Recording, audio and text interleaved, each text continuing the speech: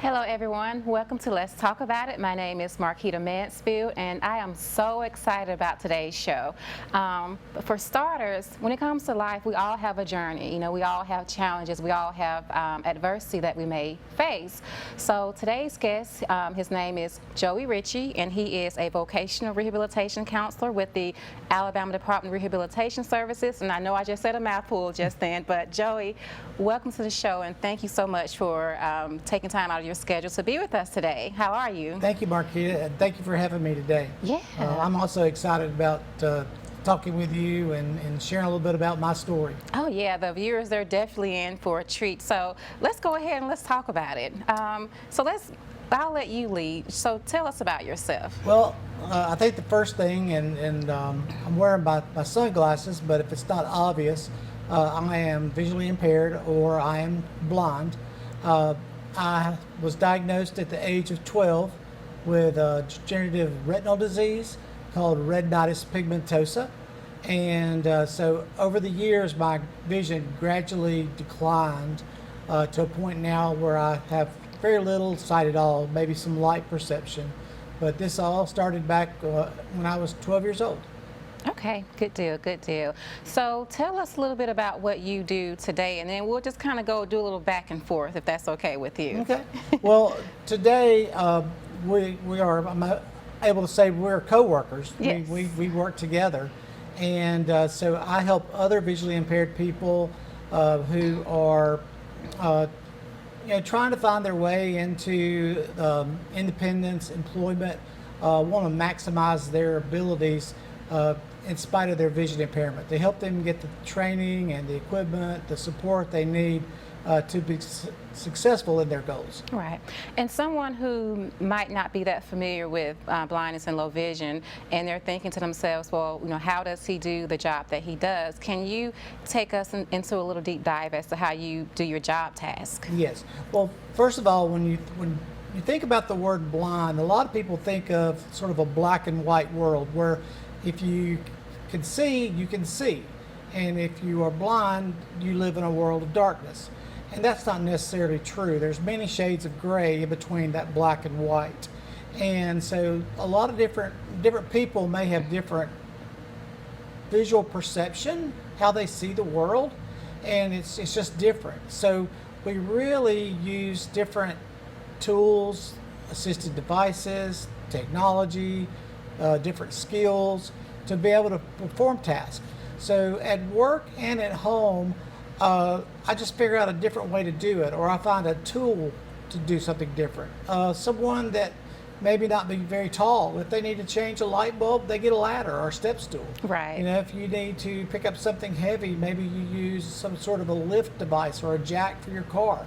I mean, there's lots of different things where physically we are not able to do that unless we have a tool. And so in the world of blindness, that's sort of the way I look at it. It's just I need different tools. Right.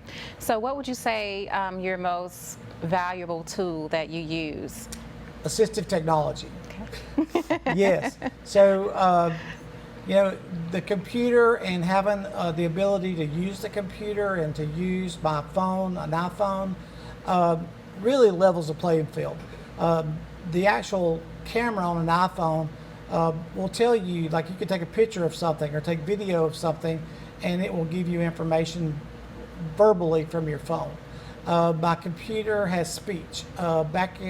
Before I lost all my vision, I had a magnification program where things were enlarged. Sometimes people have trouble with color contrast, and I even used like different colors on a computer screen. So definitely technology, assistive technology, adaptive aids are probably the biggest thing. And then I always give credit to my wife. I always say my best accommodation in the world is my wife, because I'll say the biggest problem with not being able to see is not being able to drive or to get to and from. So my wife is so gracious, so wonderful. She brought me here today, and she's always willing to help me out. But again, that's something that people need to Right. understand is transportation may be one of the most challenging things. Right. It's definitely important to have a great support system, but we're going to take a quick break and we'll be right back. Let's talk about it. Hi everyone, welcome back to Let's Talk About It. I'm sitting here with special guest, Mr. Joey Richey. So Joey, tell us about your journey when you began to lose your vision.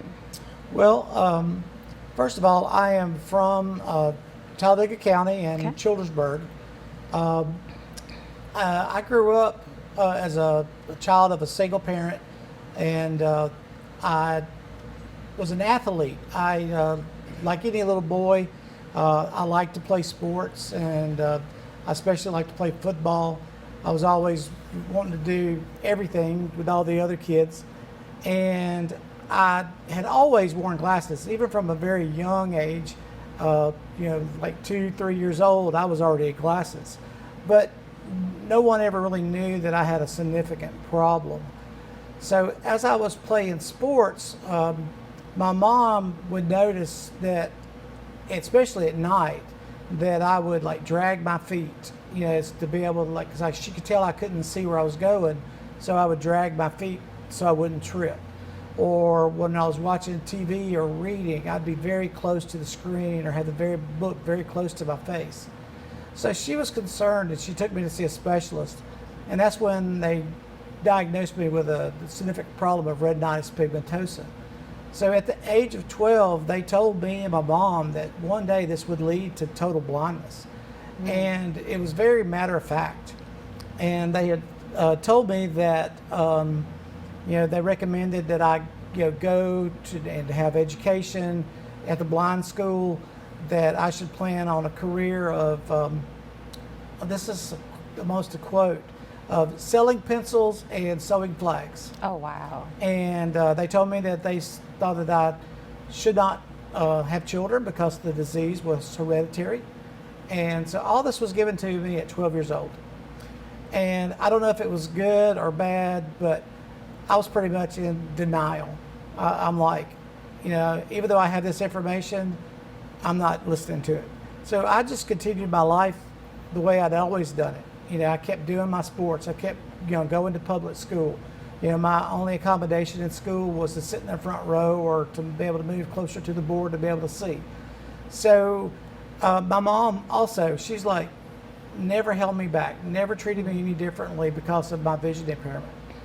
So all through high school, I played high school football, and because my vision had gotten really bad, I was moved down to offensive line. I played offensive guard. So even though I was considered legally blind by the age of 17, all I had to do was block that man right in front of me. And I also was our strongest man on our football team. And that really got me an interest in doing something after high school.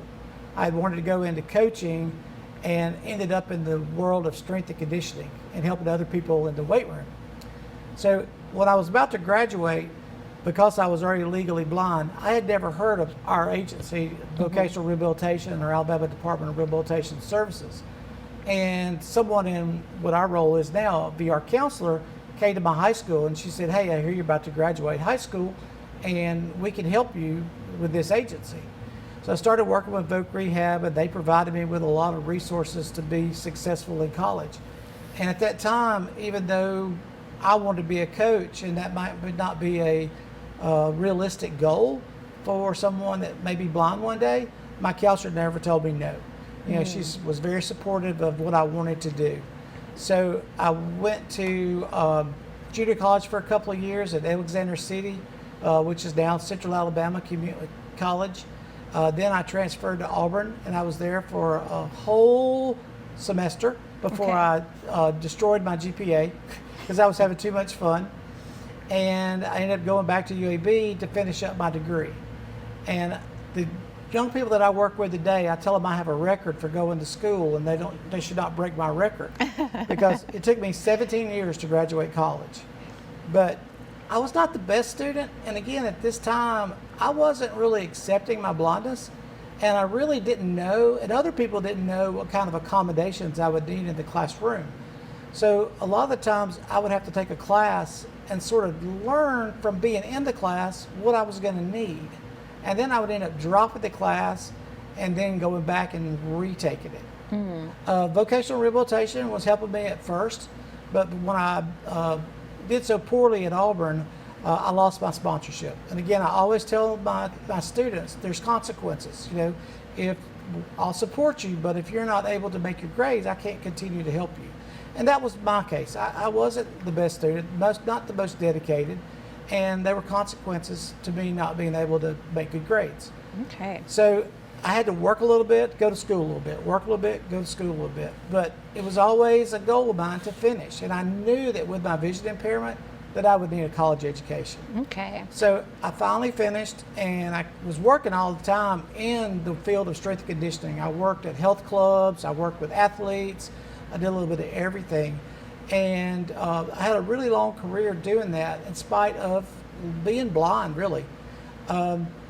In early 2000s, I was sitting in my computer one day, and I couldn't see it any longer. Even with the magnification, with the different color contrast, nothing would work. I just could not see it.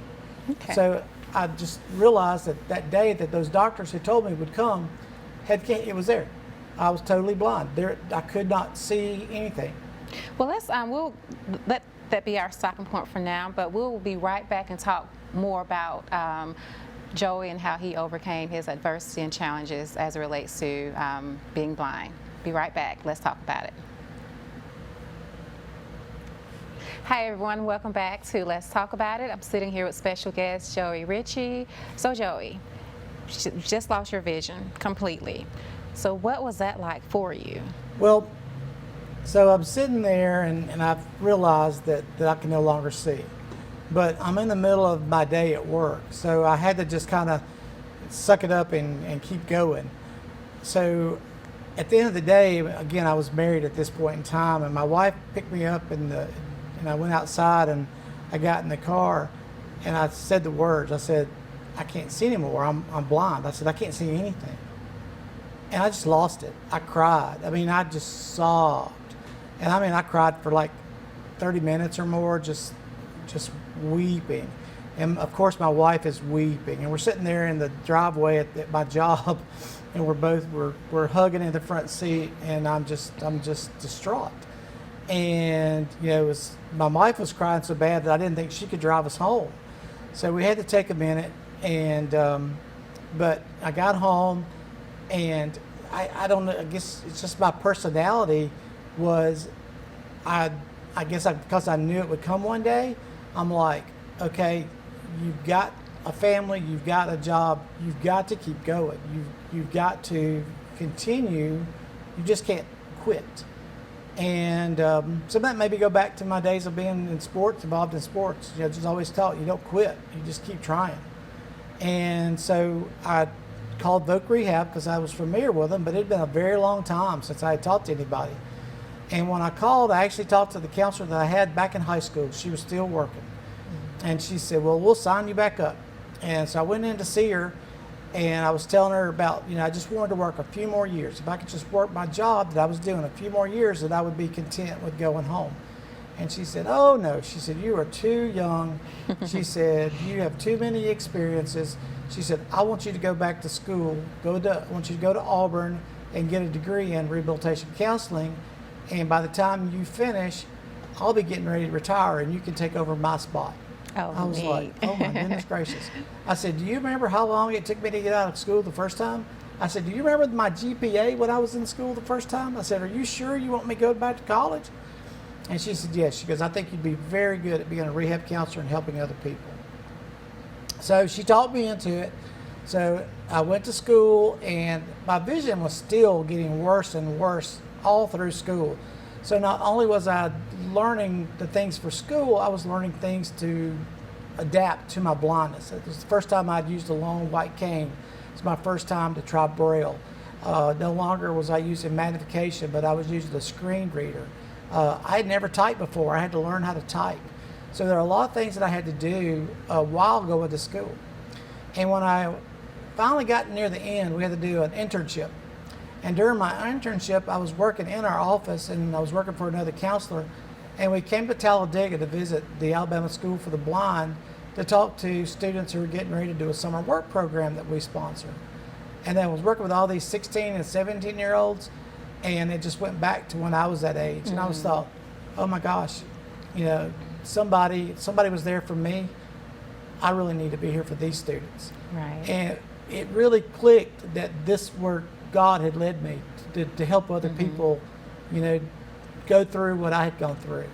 So after I graduated, I was ready to go to work and just happened to have a hiring freeze with the state government. So the governor had mentioned a hiring freeze. So I couldn't work for 2 years, waiting on some opportunities. But I wanted to keep it active. So I volunteered at the VA working with blind veterans. I worked with a youth group that had blind teenagers in it, Songs for Sight. I did some other work at a senior facility that had vision impaired people like macular degeneration and stuff like that. And I really think that God was saying, you know your story. But Right. what about the story of these other people? What about the veterans? What about the older population? What about young people? So it gave me another sense of populations with vision impairments and what they dealt with. So after I finished that 2 years, I was able to go to work for Vocational Rehabilitation, Alabama Department of Rehabilitation Services. And I love my job. I love what I do. I love helping people. I especially love my young people. I've been on the job now for 13 years. I'm just, in the last couple of years, I've started seeing some of the kids that I started working with when they were 14, 15 years old. They've graduated colleges, they've got good jobs, they're getting married, they have kids. And if you're a parent and you watch your kids grow up and you see them go through all those stages and how proud you feel, I feel so honored that I have the opportunity to have many, many, many young Right. people that I work Right. with. Right now, I probably have over 20 young people that I'm working with, and I feel like all of them are my children. And Right. I'd love to see them reach their goals. Right. I know, Joey, I've been working with you for 8 years now, and I can tell for sure you have a passion for what you do.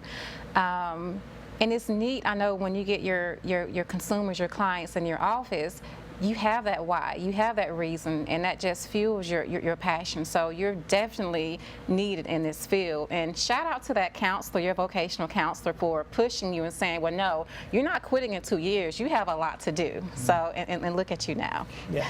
And very quickly, you know, I go back to my days of sports and wanted to be a coach. And I tell people all the time, I said, my title may be vocational rehabilitation counselor, but I feel like I'm a coach. I'm Right. coaching people in life. I'm teaching them that they should not give up. They have to keep trying. They have to work hard. They have to learn certain skills. I said, yeah, I want them to be successful, and I'm their coach to help them reach their goals. If it's not scoring a touchdown or winning a national championship, it's being successful in life. Exactly. But we will be right back, guys. Stay tuned for Let's Talk About It.